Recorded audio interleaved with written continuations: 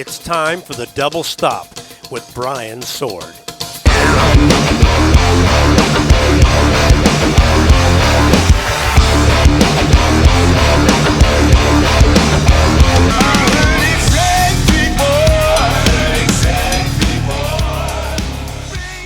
Welcome to the Double Stop podcast. I'm Brian Sword. This week, I'm talking to Ray Luzier. Plays drums for KoRn. He's got a new band called KXM with George Lynch and Doug Pinnick. He spent a bunch of years playing in David Lee Roth's band. He worked with Army of Anyone with the guys from Stone Temple Pilots. Over the last 20 years, he's played in a bunch of cool bands, all very different from each other. We went through each band in detail. We learned why he quit David Lee Roth's band 4 times. We learned how he got the gig in KoRn, even though the singer wasn't there for the audition. And we learned how a self-admittedly average student got asked to come back and head up a new program. Here is my conversation with Ray Luzier.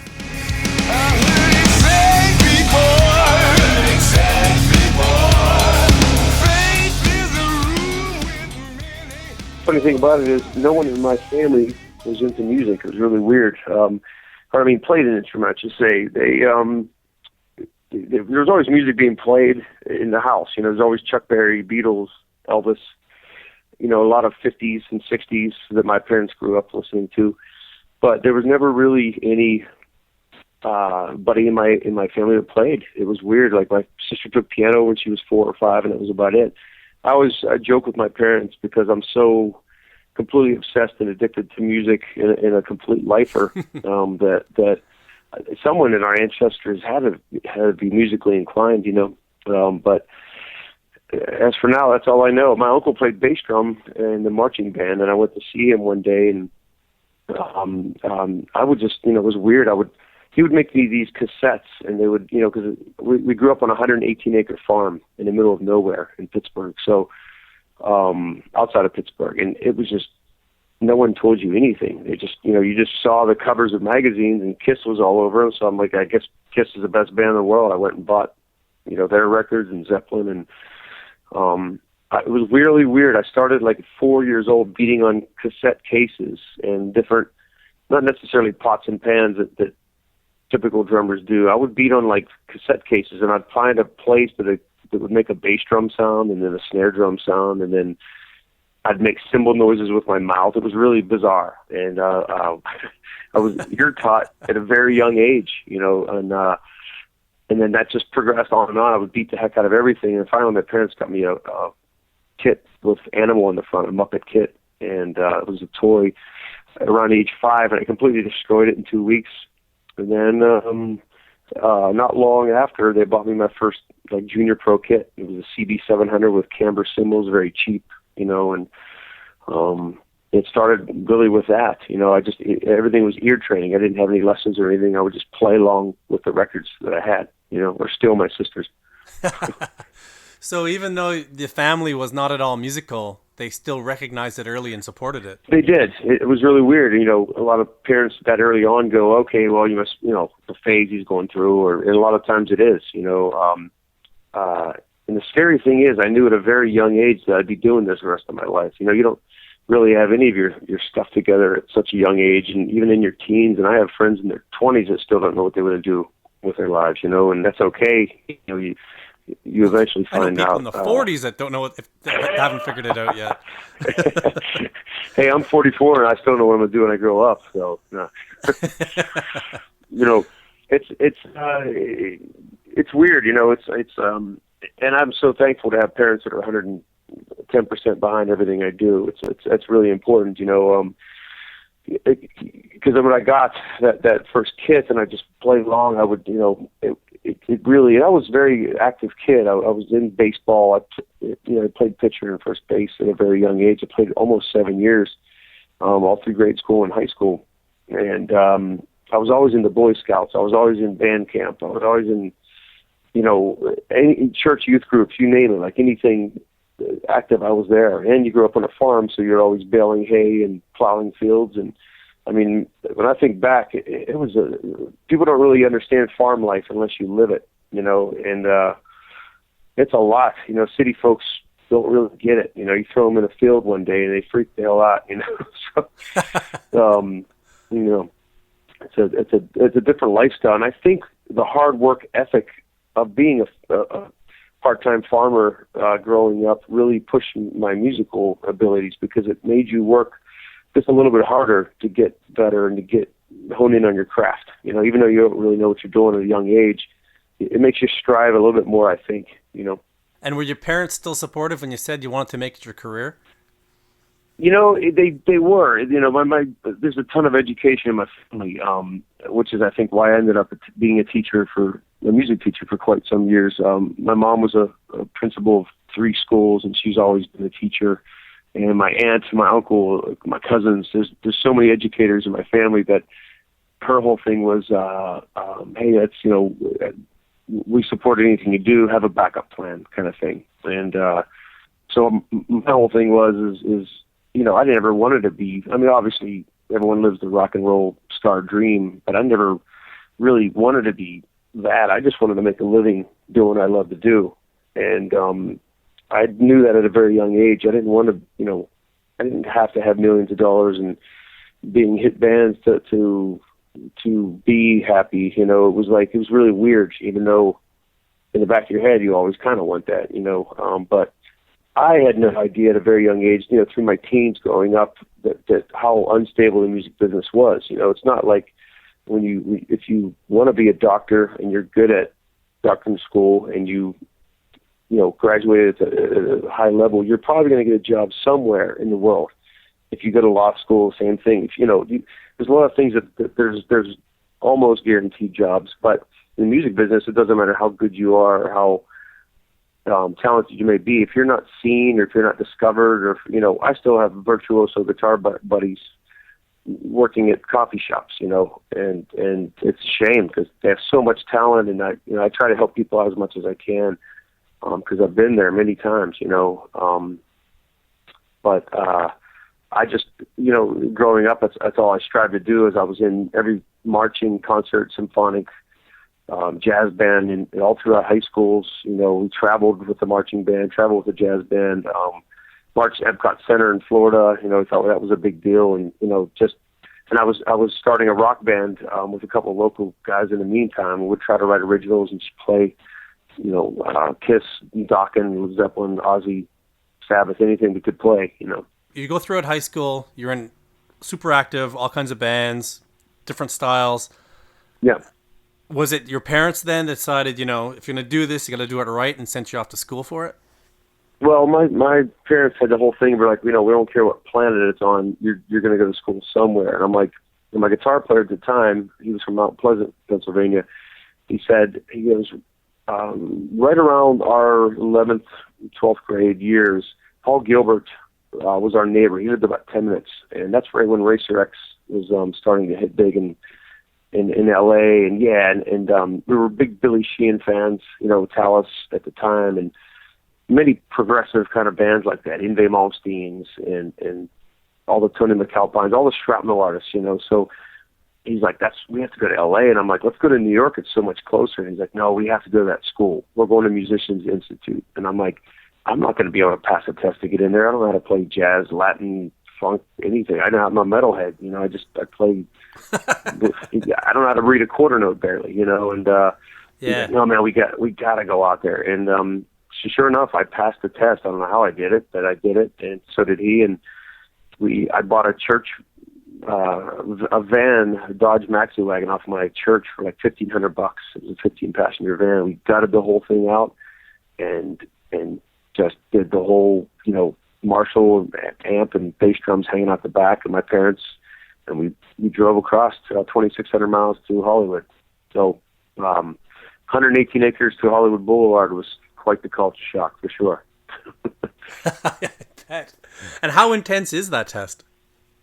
You know, it's not that bad. It's just, you know, it's basic bossa nova Latin. It's basic swing grooves. It's basic, you know, but when you don't know anything, or you don't even listen to that stuff, it's very intimidating, you know. So it was a little rough for and then when I got in there in the school at the time, you know, I thought it was big stuff at the time, because I was like, I thought I could play really fast, and I was, you know, I didn't realize you're pretty naive at that age, you know. No one tells you that it's all about timing and groove as a drummer, and it's about I was just like a spasmo when I went out there, and I had no idea how much I needed to learn. I got my ass kicked in a great way. I never forget like some of the rock performance classes I would go in and just try to go up there and play Hot for Teacher and all these like just really hard, complicated songs, and the staff was really insane at that time. It was like Joe Porcaro, Jeff Porcaro's son from Toto, and Ralph Humphrey from Frank Zappa, and Casey Sherrill, Efren Toro, and Richie Garcia from the Gloria Estefan band. It was just like, the staff was insane, and I had no idea who these guys were. I'm like, you're not in Kiss, you're in Zeppelin, you must not be that big of a deal. So, man, I had no idea. It took me years because it was only a 1-year trade school, and I kind of blew off a lot of classes.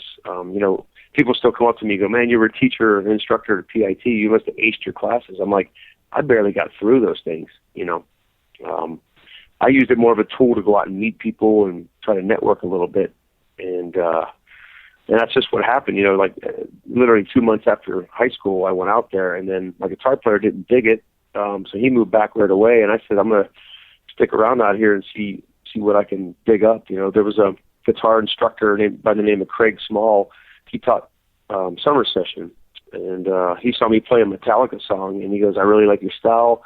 I'm getting ready to get signed to Shrapnel Records, and I lost my mind. I'm like, wow, I've always wanted to be on Shrapnel. I really respect that label, and some of my favorite drummers, from Dean Castanova to Ott Manor to Steve Smith, all these smoking drummers that I love. Scott, Scott Travis, and so he's like, well, I'm signed. He goes, if let's get together, and if I like you, I want you to be on this record. Well, that was my in to stay out there, because I always told my parents, if I'm doing, I had to do something in the business to stay 2,600 miles away. I didn't want to just work at a restaurant or have a quote normal job, So, little I know that Shrapnel, that was my first record. I was 19 when I did the 9.0 record, which was called Too Far Gone, and it was awesome to my first recording a professional experience, but I didn't know that I'd be still paying to play clubs out there and not being able to pay my phone bill, So I taught a lot of drum lessons in the meantime, and I tried to pick up some extra work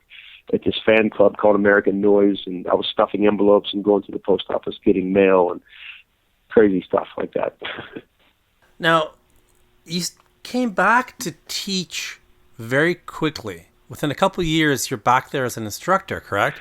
Well, here's the thing. I was really pounding the pavement out there trying to get work, and I was like, what am I doing? My parents were really helping me. They would pay my rent sometimes. They would pay my bills. I was really lucky in that respect. They didn't say once, like, come home, this ain't working out. They really had faith in me, and they knew how hungry I was and how much I sacrificed already to do this, and I was going to do it. So that was really great of them. And so I started really just freaking out, going like, I need more work. And I was always complaining during my year at MI that there was no rock curriculums. There was barely any classes. They pushed so much on jazz and ensemble techniques and jazz, just everything but the hard rock stuff and double bass. And so Ralph Humphrey actually called me and said, hey, we're doing this new class called Heavy Metal Live Playing Workshop, and we want you to be the instructor.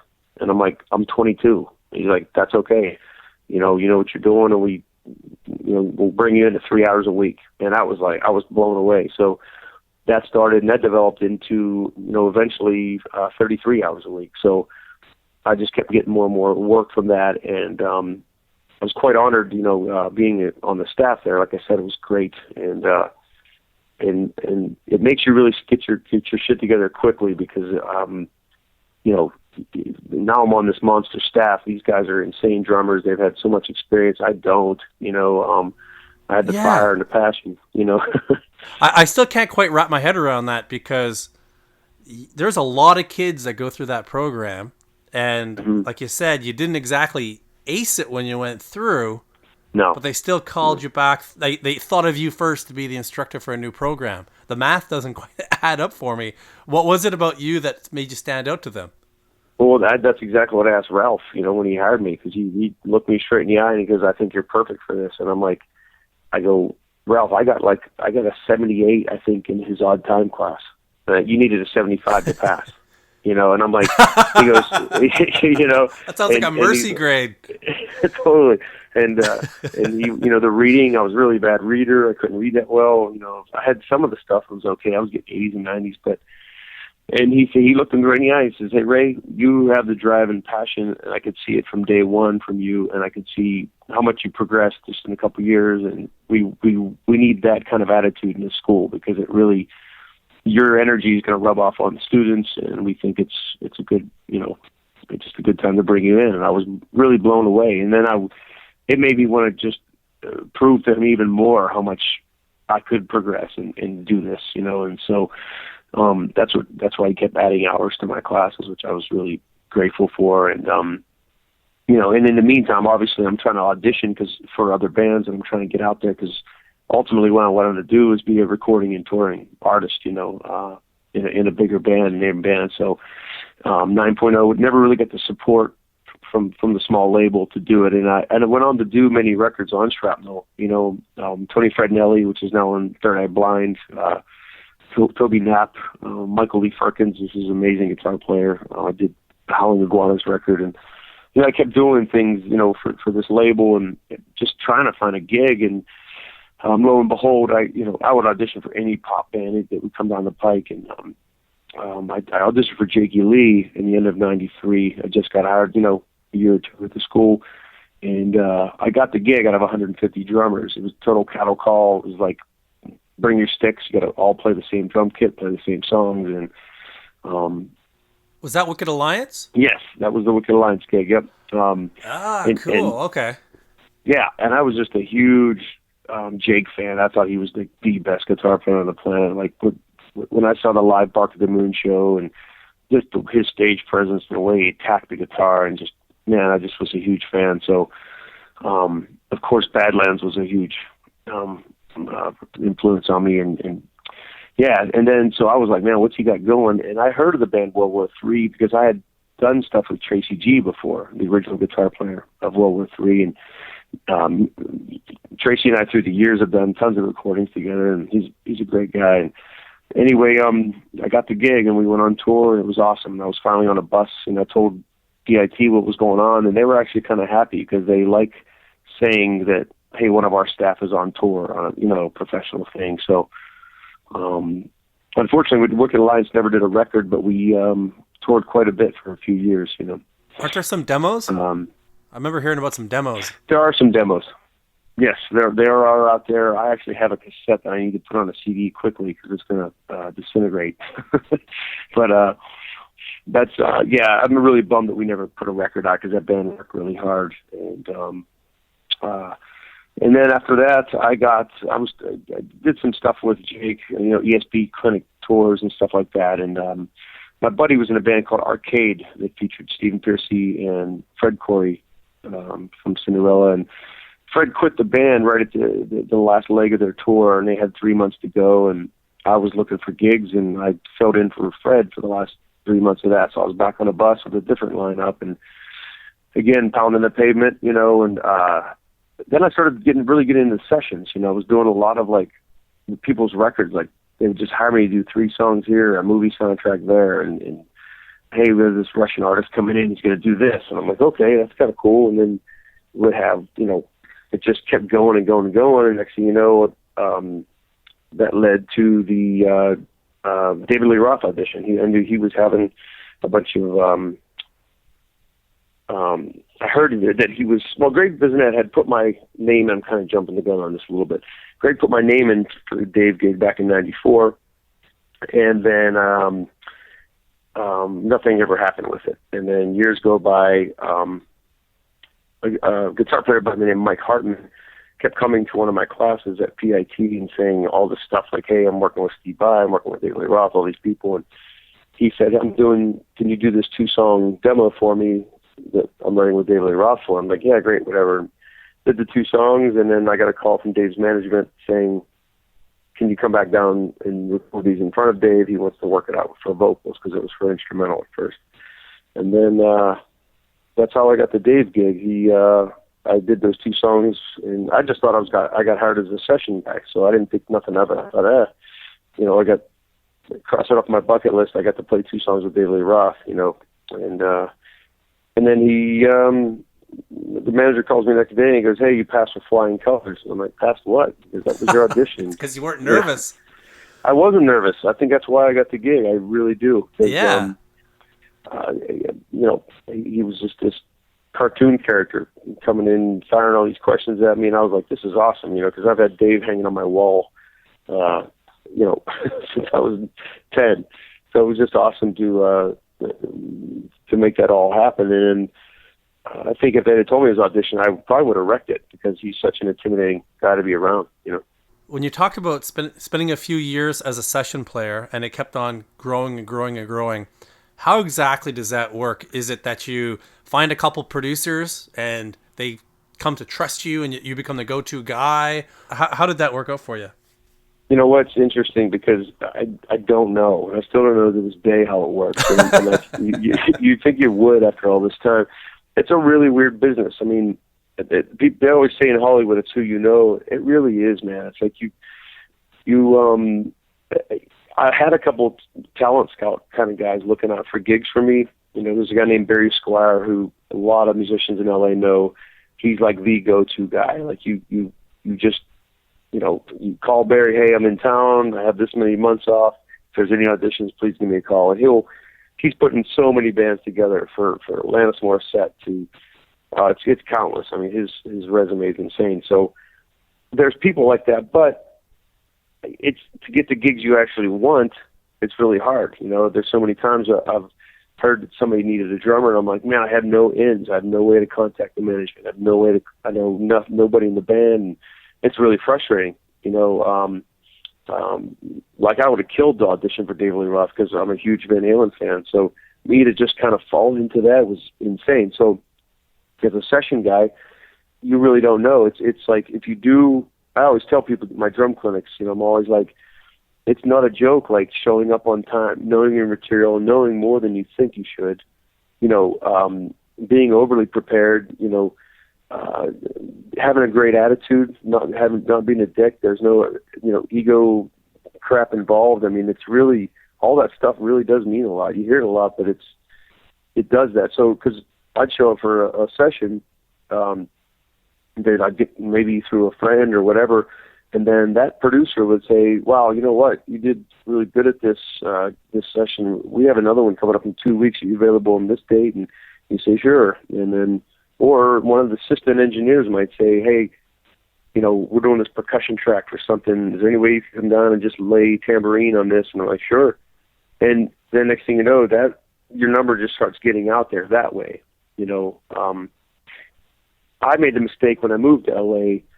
I thought, like, I'm just going to lock myself in a rehearsal space called Downtown Rehearsal in a really bad part of LA.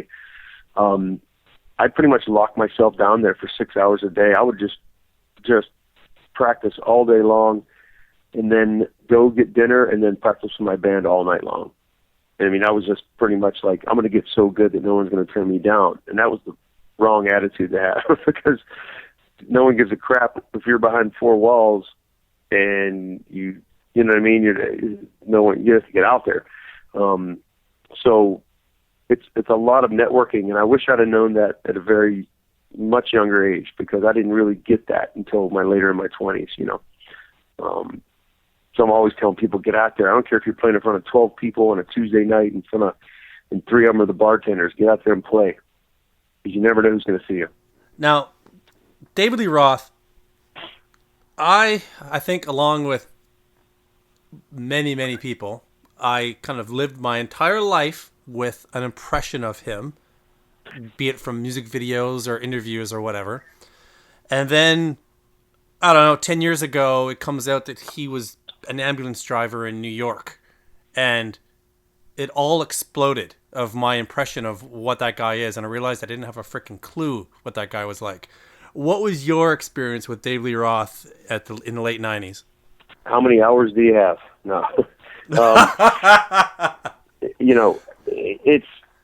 There's nothing like it on the planet. I mean, I always tell people, like, they'll say they work with this artist, they work with that artist. I'm like, yeah, but I've worked with a lot of professional people in my life, and there's no one quite like Dave. I mean, Steve Vai once told me years ago, he's like, you lasted 8 years in that band. You should be given a medal. They should throw you a parade. And like, my mama taught me good patience and tolerance. Like, yes. But no, you know what? I absolutely love Dave.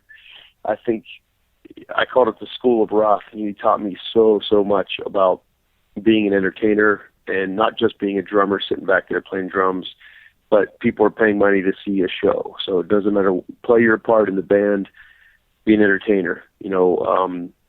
And it really, you know, it just, there was, I mean, he's got the biggest ego and attitude on the planet, and he'll be the first to tell you about that ego and attitude. He does not care. He will gladly admit it, and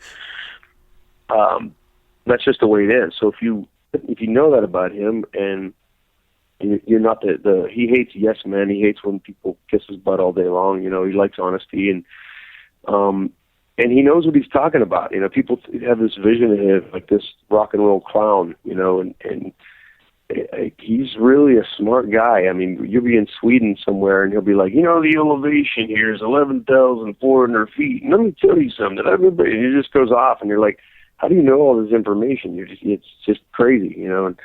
And you do a pretty good impression. Yeah. One of the radio stations made me read the news as David Lee Roth one day. It was pretty funny. Yeah, it's really hard to explain. I mean, he's so eccentric, and I think that's why he's one of the biggest rock and roll singers of all time, because he never claims to be a great singer. He doesn't really claim that at all. He's an entertainer. He's a performer, and I mean, who sang like him? I mean, no one did that. You know, he just is so outside the box on everything that's why he attracted so many people, and they sold out arenas for so many years, and they're back now doing it, you know. So I was just such a huge, like, even more of his era stuff than Van Halen. It was weird. I loved when Eat 'Em and Smile come out with Vi, Sheehan, and Bissonette. I was just like, I'm doing this. This band, someday I'm going to be in this, you know, like, that's just totally me. And because it was progressive, but yet it was commercial, and it was funny, it was complicated, it was everything that I wanted in a band, you know. And so, you know, unfortunately his mood swings really got the best of you. I think I quit 4 times in 8 years, something like that. And because you just, after a while, you're like, you know, I'm in arenas, you know, we're opening for Bad Company, and I'm staying in Ritz-Carlton's and Four Seasons, and I'm on a brand new Prevost bus, and I'm like, why am I miserable right now? This is everything, you know, growing up on this farm, this is everything I dreamed about doing, is playing giant places every night and playing with one of my heroes. You know, I was practicing opera teacher in my underwear on a farm in Pennsylvania. Now I'm actually on stage with this guy. Why am I not happy? And, you know, so it was weird, like, after a while. And then you kind of get used to how he is and what bums him out and what makes him happy and what not. And after a while, you're just like, okay, you kind of get it, you know, which eventually led me being the MD of the band, which I didn't want that job, but Dave appointed me, you know. I ended up directing, calling rehearsals and getting the band together for him. And but I tell you what, it was a crazy, wacky road, but I loved it. You know, it taught me a lot and made me a way different musician, you know, those 8 years. And you said you quit a few times. What led you to go back? A ton of money. Well, that helps. Seriously, he would put money on my check. Yeah, it was weird. You know, sometimes you kind of get over the whole thing, or like you're heated, and then you realize, like, okay, it's not that bad. Is it that bad? You start asking yourself, and right. You calm down. And then you start looking at the big picture, and then you're like, man, I want to find another gig right now. And, you know, my only problem with Dave is, I couldn't grow in the band. You know, he wouldn't really let me do press that much. So I was playing these giant places, and a lot of people were like, that drummer was cool. I have no idea what his name was, but oh well. And it was just like, that was it. And that really hurt me as my career, because, you know, when Dave put the Eat 'em and Small band together. Everybody was instant rock star. I mean, everybody knew who Billy Sheehan, Steve Vai, and Greg Bizinet were immediately. And of course, the music scene changed a lot, and Dave wasn't as huge in the mid-'90s as he was in the '80s. So there was a lot of that too. But he kept putting these cover records out, and then would do a crazy, wacky video with Playboy Playmates and midgets and all kinds of stuff. And then I'm just like, wow, why don't we make another Eat 'em and Smile record and go blow everyone away? Because when I got in the band, John Five was in it, which was John Lowry at the time. He's in Rob Zombie's band. And we were trying to find a smoking bass player like a Sheehan to put another band like that together. And we kept touring Van Halen songs, and 80% of the set list was that. And it was kind of frustrating. I felt like I was in a cover band with the original singer. Yeah. So, but I was making such great money that what am I going to do? Like, I didn't want to, I was out there doing it.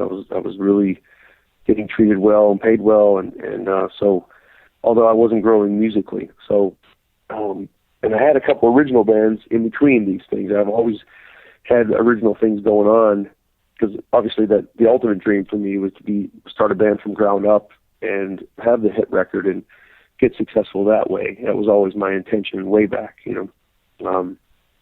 But people in my original bands were roofing houses and painting buildings, and I didn't want to do anything but play music. I always told my parents, if I'm not playing music, I'll come back home and do whatever, When he made you musical director, that must have really advanced you in a certain way, at least. Yeah, I mean, it was, you never really come up to me and said, you are the musical director. It was just, I got all the phone calls like, hey, tell the guitar player to, do this. Tell the bass player to not wear those pants. And I was like, wait a minute. Oh, so I'm the go-to guy. And then it turned out the manager called me up, hey, schedule rehearsals for this day. And so I got all these duties, but I got paid well for it, so I didn't really care, But and it's cool that Dave trusted me that enough to make me that. And it's weird, going over his house. He's got a giant mansion in Pasadena, California, and it's pretty surreal when you go over there. It's just you and Dave hanging out in this giant house, and you're just like, this is just the weirdest thing ever. You never quite get used to it. And David Lee Roth's never your pal. You never really get friends with a guy. He's always there, and he's got a great heart, but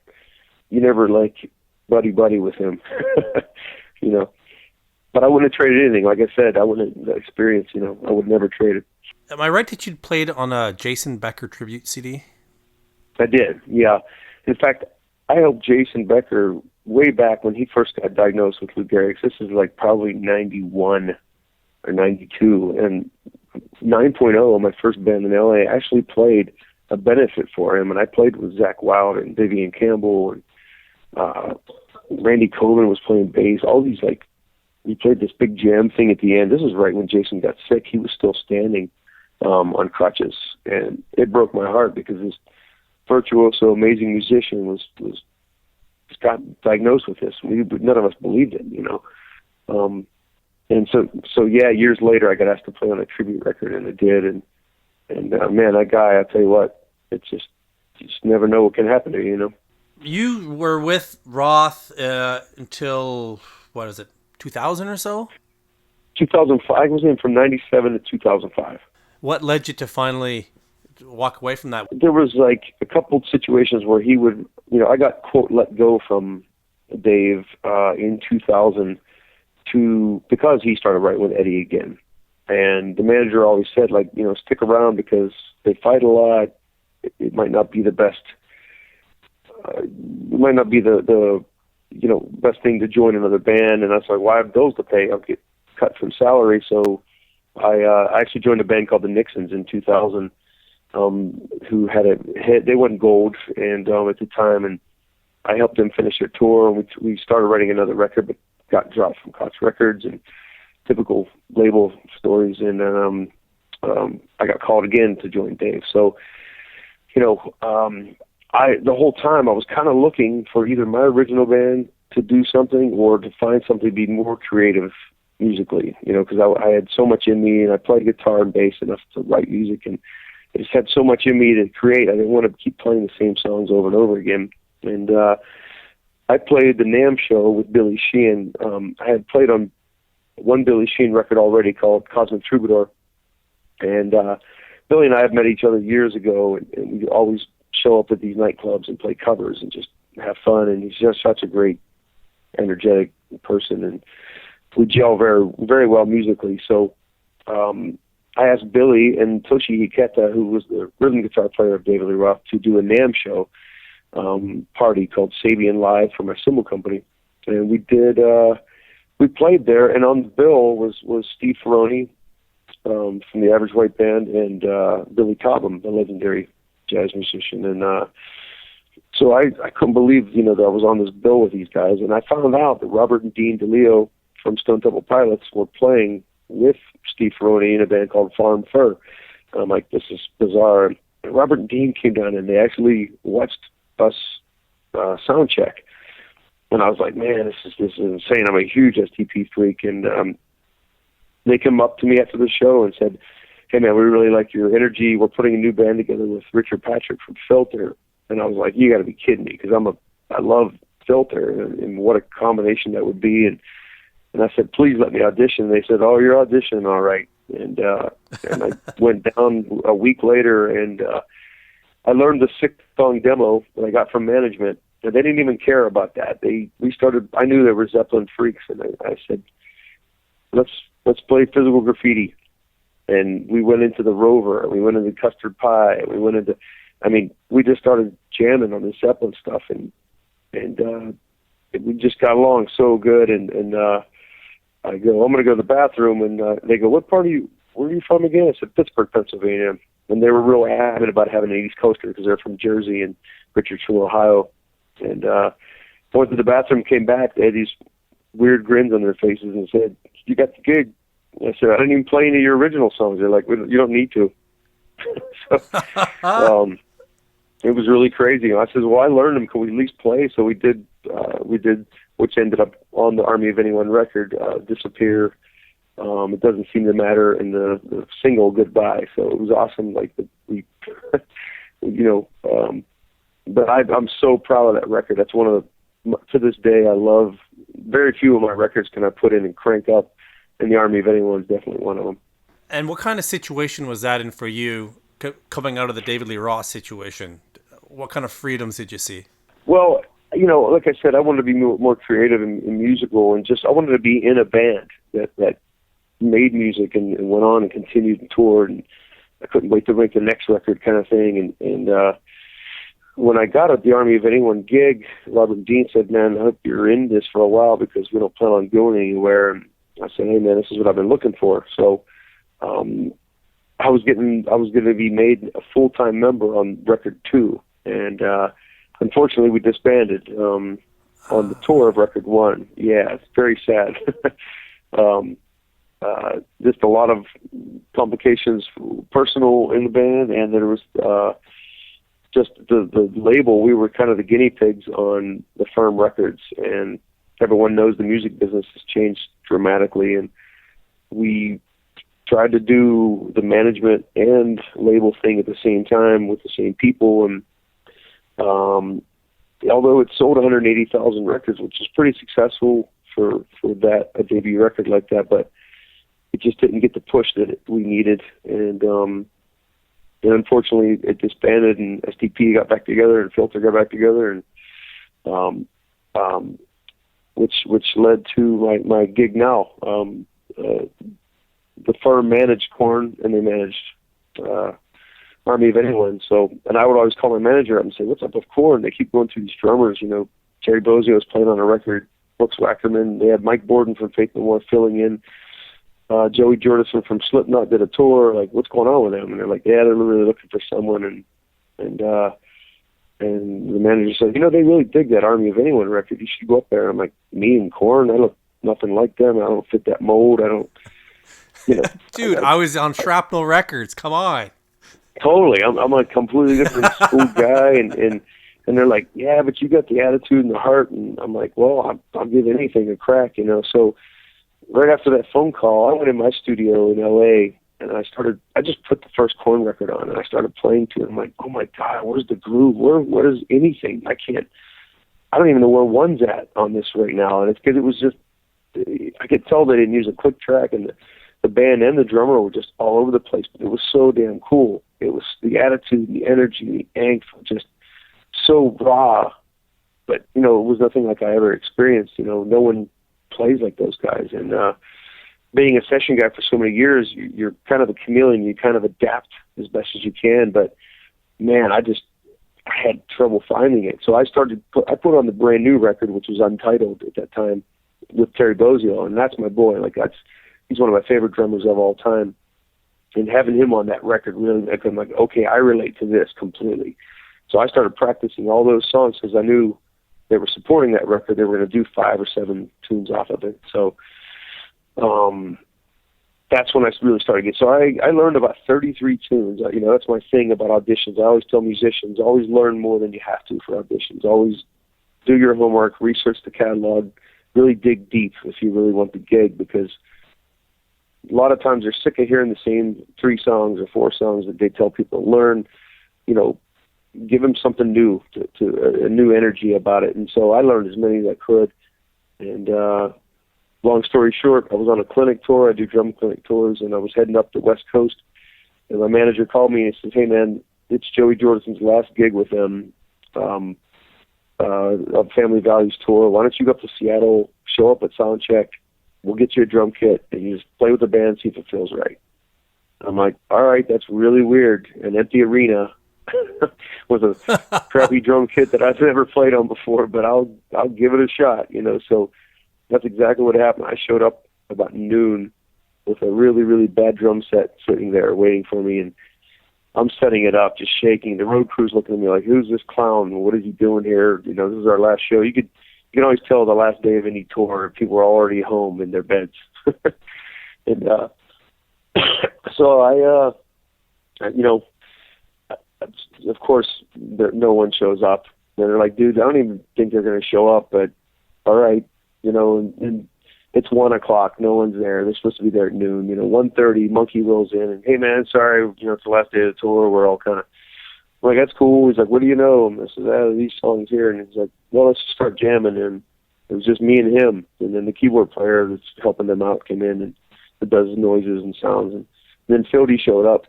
And Jonathan never did show up. We played about 6 songs. Started on the 7th one. They stopped.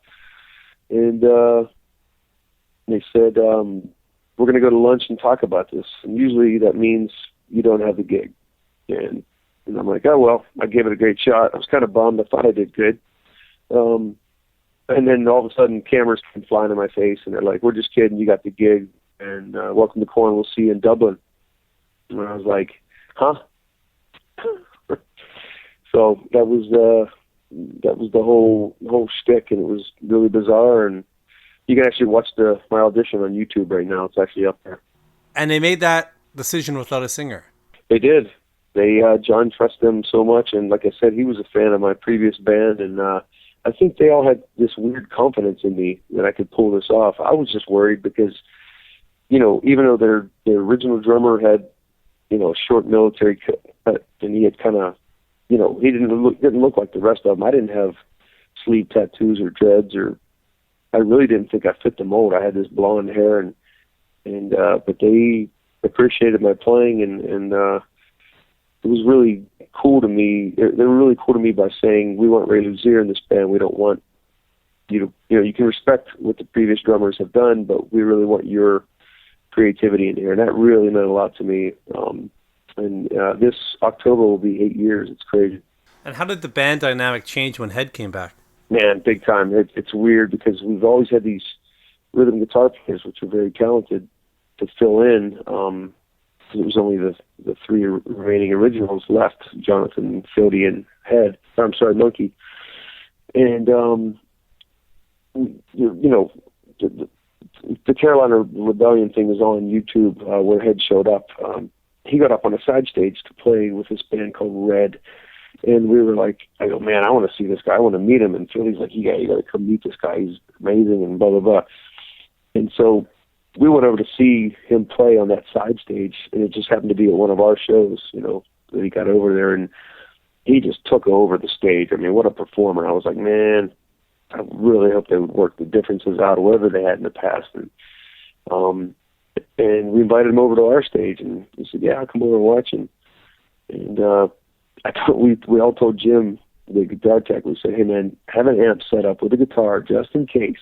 Just have one set up in case somebody gets a wild hair or whatever. And right before the show, they asked him, they said, hey, man, you're going to get up and play Blind with us. And he's like, what? And he's like, all right, I will. And we just lost it. I mean, the crowd really didn't even know what to do when they saw him get up there, that night. And instant chemistry, and me, myself, since I got this gig, I've always pictured the four original up front and me in the back. I've always had that vision, and to see what we could do creatively in the studio and live, and I couldn't be happier with the Paradigm Shift, our new record. And then we're actually re-releasing it on the 15th of this month, and it's going to be even more songs on it. And I'm just really happy the way everything turned out with him, because he's, just that they have something about them. There's something magical about, talk about opposite of school musicians. They are like opposite of Musicians Institute. And that's what's so awesome about it. Like, it's these 5 kids from Bakersfield that just had visions and had a sound that was so unique that appealed to the masses, and they sold 38 million records. I mean, that's saying a lot, for it's not even a hard rock or a metal band. I just call it KoRn. Everyone always asks me, is it new metal? I say, you know what? It's just them. No one sounds like KoRn.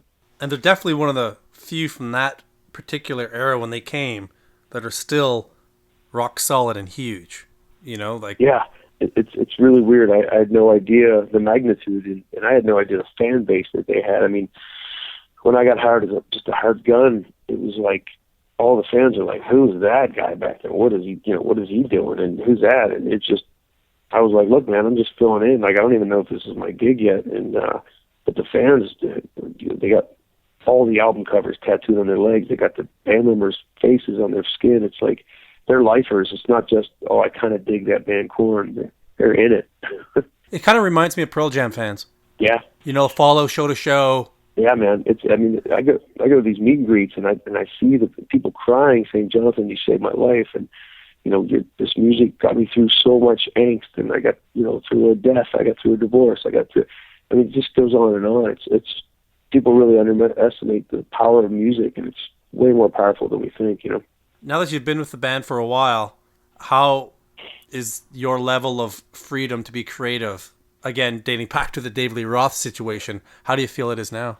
It's great. I mean, they really treat me like a band member, and they really, it's writing Paradigm Shift was awesome, because we all 4 of us got in a room before Jonathan, and we wrote musically a bunch of stuff that we had, like a bunch of new riffs, and it was so awesome, because I would just be messing around with the drum groove, getting drum sounds for that day, and Monkey would be like, wait, what is that? I'm like, I don't know, I'm just messing around. Just keep doing that. And it'd step on a pedal on his guitar and start a riff, and then Ed would come in and he goes, man, I woke up singing this in my head. Check this out. And there was no awkward moments. There was no uncomfortableness at all. It was we just goofed around a lot, and it was awesome. The first week we got together, Brian's parents in Bakersfield invited us to their house for a big barbecue. And it was awesome, because, now we're at his family's house. It's one thing getting along musically, but if you can get along as brothers too, you have it all. You have all the chemistry, and so it's, we're just, in the past, some of them have had some substance abuse, and they've had some, I don't know if I could have been in this band 12, 13 years ago, because there was a lot of that going on, and I've never been a partier. I can honestly say in my entire career, I've never done one drug in my life. And I drink red wine. That's about all I do. I've never even been a big drinker. So, with that being said, I don't like to be in bands with that, so being that everyone's on the wagon and sober, and it's just an awesome place to be right now. We're all focused on nothing but music and families. It's all about, leaning forward now. There's nothing that gets in the way, like substance or egos or attitudes, any of that crap. Now, tell me a little bit about KXM. How did that come about? Because that's a badass fucking band. Thanks. Yeah, I'm again, I'm always looking for other. We have so much music in us. I mean, Jonathan's into like dubstep and electronic and 80s stuff, and we're all into so many. We all have our side bands that go on, and I've been kind of dying to do another record. I have a whole record myself that I wrote everything, played guitar on and bass, and I've been looking for the singer for it. And but there's other things, like I always get together with someone. Like I did George Lynch's DVD some years back, and when we got together, I'm like, man, I would love to just do something with him, a whole record. And you always say these things when you're with people you look up to, and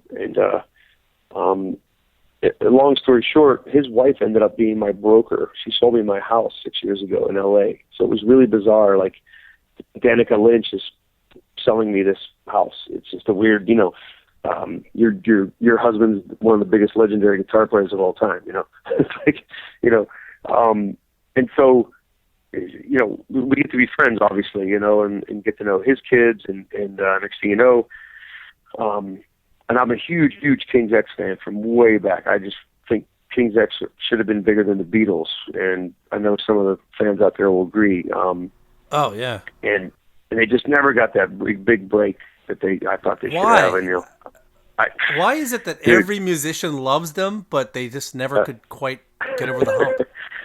And Doug told me that they all those records combined didn't even go a million. It just baffles me, because I would all fly to bought other by musicians. States.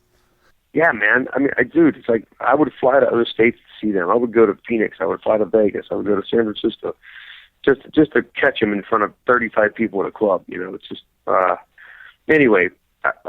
I would go to so many shows. I got to know Doug. I would always hang out at the end of the show and say, "Hey, man, whatever." Get to know him, and we swap numbers. Next thing you know, I'm putting him on the guest list for David Lee Roth shows, and we just go way back. And I had a kid over 3 years ago, and we decided to have a 1-year birthday party for him. And everyone knows LA is like the land of flakes. If you invite 100 people to your party, 15 show up. So we did just that, invited a bunch of people, and all these like giant rock star kind of guys started showing up to our house. And it's really weird, because I just was kind of being polite. I never thought they would actually show up at like, next thing you know, like a 1-year-old birthday party. Dude, it's just, and then Dean DeLeo was like knocking on my door. "Hey man, I got your son this truck." And I'm like, "Whoa, man, thanks." Doug Pinnick, ding dong, here's Doug. And I'm like, and then George Lynch brings his whole family. I'm like, this is really, but then Billy Sheehan comes. It was like one after the other. All these people I never thought would ever come into my house to celebrate my kid's first birthday party came. And I have a little studio in my house in up in the valley. And I was like, of course, when the party dwindles down, everyone starts leaving. The musicians always end up in the studio. It's just the way it goes. And everyone started leaving, and next thing you know, it was just down to George, Doug, and I in my little room, and I have all these weird guitars and these Japanese models, and George was tripping out. I was tripping out that he was picking up my guitars, playing them, and Doug started messing around on one of my basses, and we never really jammed. We just kind of talked about it, and we're like, man, what a great lineup this would be. We should do a record someday. And we're all like, yeah, that'll happen because of our schedules. We're sarcastic, like there's no way. But Doug, George was really relentless about it. He was like, hey, man, let's just make this happen. KoRn's off this weekend. Lynch Mob's off. Kings doesn't have a show. Let's get together. And he made it happen. We kept chipping away at the stone. We'd write a song and track the drums at the end of the day. We went way up in the middle of the mountains in California, up above Magic Mountain, in these hills. And we got this house, and we just would write songs, and then when the house was available again, we'd do it. They rented it out for the studio, and man, we really knew we had something magical. Like song 3, we're like, man, this isn't a joke. Like this is some real tunes right here, and we kept going. The more excited we were, and then lo and behold, we got a little label. We got 3 different labels actually: European, Japanese, and in the States, and Rat Pack's a real passionate label, and the deal was good, and that's what you hear today. We put out 2 great videos. There's another one coming out in a couple of weeks for the 3rd single, and we obviously want to tour. We're just trying to get our schedules together. I think it surprised a lot of people because it moved a lot of units in its first week. Yeah. Yep. There's been a few, like there's Winery Dogs. Glenn Hughes has got his new power trio. It's coming out. You 3 bands should tour when you do get together finally. But yeah, I mean, well, Joe Satriani loves the KXM record. He actually asked Winery Dogs and KXM to go out with Chicken Foot, and we're like, wow, what a that'd be great. Yeah, I mean, I don't know how we're gonna make it happen with all our schedules, but it's interesting because you can definitely hear, because of Doug singing. Yes, you can hear King's X, but outside of that obvious influence, it really sounds surprisingly unique considering the history of the members involved. Yeah, totally. It's like it really did come together to make something new, and I think that personally was my biggest surprise. Yeah, I'm glad you dig it, and it's people like yourself that'll spread the word. That's my only fear, is not enough people knowing about it. It's one of those records that gets discovered 2 or 3 years from now, and it's that's the hardest thing about it when you don't tour. That's what I love about Winery Dogs, because they're out there all the time, and they do really well.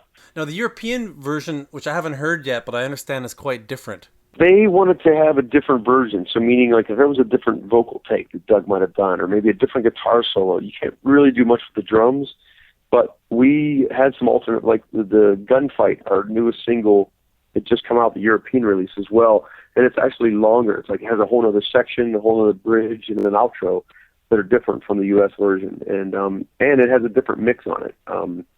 There's quite a bit more guitars on the European mix, so they just wanted to kind of have a different version. Much like the Japanese label, they had to have a DVD included. So Sebastian Piquet, that did all the behind the scenes stuff, he does all the behind the scenes stuff for KoRn. We hired him to do. He did some amazing videos, and so if you get the Japanese version, it actually has a lot of those on the DVD with the record. So it's just a different territory. They wanted different versions. That's simply what it comes down to. And your drumming on the record, it's interesting because it seems like the drums really drive it. Like there's certain songs where almost like the guitar riff is taken from the drum beat. Right. Yeah. I mean, it's we really fed off each other really well. I mean, the whole rule was when we wrote a song, no one could tell each other what to do. Like usually the rhythm section will say, okay, I'm doing this bass drum pattern, so your bass has to follow that. Well, we didn't do that in this band. Like if George would say, hey, Doug, follow me in unison on this riff, Doug would say, nope, I'm going to play this. And then, I'd say, hey, George, why don't you try this riff with me? And he'd say, nope, I'm doing this. And it really was funny, but it was cool because we got used to that method. And so, right from the get-go, the song Stars, that groove wasn't even a groove that I intended on. I just was messing around checking my drums one day, and Doug's out there outside, and he comes in, he goes, wait, what is that? And I go, I'm just messing around. He's like, check it out. I'm going to put this over here, and then we're going to stop, and George came in with a riff, and that's the way a lot of those songs happen. It was really cool the way it evolved, and just to watch that chemistry happen. And because virtuoso guitar players are usually spasmos. They usually they get carried away. Their pedals are crazy, and they're making all these effects and noises. And Doug was so funny with George because every time George would get carried away, he'd be like, dude, slow down. I don't even know where you're at. Let's go back to that first riff because you lost me. And, he would always go back to that first initial thing and really hone in and try to make a decent arrangement and try to make a good song out of it. We had no idea what we were doing, if it was going to turn out good, or I had high hopes. I know that because we had mutual respect for each other, and no one's puppy, so we have so much experience in this band. I'm the baby at 44. That's pretty scary. Well, Doug had a similar situation. I don't think he was as creatively involved, but he had a similar band with Red Beach. I don't know, 6-8 years ago, and it kind of came and went very quickly, and it was hardly even really noticed. But this one definitely has got people's attention. Yeah, I'm glad. I mean, because Doug has that PGP project with the Mars Volta drummer and Eric Gales, and he did something with the Pearl Jam guys, and it's cool that something gets noticed like this. Obviously, everybody has the best intentions and would like to tour. Do you think it's going to happen? Yeah, a lot of it's on me. I mean, those guys are always like, they have more time open, it seems, than I do. KoRn's never really, a lot of bands have a, quote, cycle tour that they do. It's a certain time of the year. KoRn really never stops. We never go out for more than 4 or 5 weeks at a time, and we always go home and see our families, but we're always out. I mean, it's kind of crazy. So right now, we're looking at the rest of the year on when KoRn might have a good solid month off here, a month there. I do a lot of clinic tours worldwide, so I have to go to Japan this year to do a clinic tour. So I think I'm really trying to get KXM to start over there. I think I'm going to drag Doug and George over with me on the clinic tour, and then try to book some small live houses in Japan, and then start it from there. And then that'll lead to other things. And then if worse comes to worse and we don't get a lot of playing, we're going to definitely film a DVD, so at least the fans can see the live versions. Cool. Yeah. How has the response been in Japan? It's great. I mean, they're freaking out. I mean, because they've, obviously George is still that huge legend over there, and not a lot of people knew King's X before this. So it's funny. They're actually saying there's more King's X records selling because a lot of people just discovered Doug, which baffles me again. But hey, whatever it takes, man. What's coming up for you now? You got a bunch of touring. What else is going on? Yeah, we're doing the Mayhem tour right now with Avenged Sevenfold, and it's awesome. We're like smacked. We just started. We're like 5 shows in. We're going to be out till August 8th, and it's crazy. Like Body Count's back on the bill with like Ice-T. It's awesome. That's great. Yeah, it's a really fun tour right now. Trivium asking Alexandria on the main stage, and then there's with us and Avenge, and there's a bunch of side bands, and then after that we go back to Russia for 1 gig. We go to where are we at? Germany for 1 gig, and somewhere else for 3 more shows, and then we take a little bit of time off, and then we have a whole other run in October, and a couple of really cool things towards the end of the year that aren't confirmed yet, but if they happen, it's going to be amazing. And we just keep going. We're re-releasing the Paradigm Shift. It'll be out, like I said, the 15th, which is soon. And then I'm really excited about it. We have a new song, Hater, that just hit the airwaves, and it's doing really well. We just started playing it live, and with a bunch of live versions too on the new Paradigm Shift. And like I said, I'd love to get some KXM touring in before the year's up, and I have some couple drum festivals. I'm doing one in Warsaw, Poland, and back in Japan. So yeah, busy. Well, Ray, thanks a lot for being on the show. It was a great conversation. I appreciate it, man. Thanks for finally making it happen, and all the best to everyone. Thank you for, like I said before, spreading the word. And there it is, my conversation with Ray Luzier. You can find more about him at rayluzier.com, as well as on Twitter at rayluzier1. I want to give a shout out to some rock news sites who have been very supportive of the show since it started. The guys at bravewords.com, Andrew at melodicrock.com, and all the guys on the Metal Sludge boards. Thanks for listening. Join me next Monday when my guest will be bassist Marco Mendoza. Transfusion from living an illusion. The people, the solution.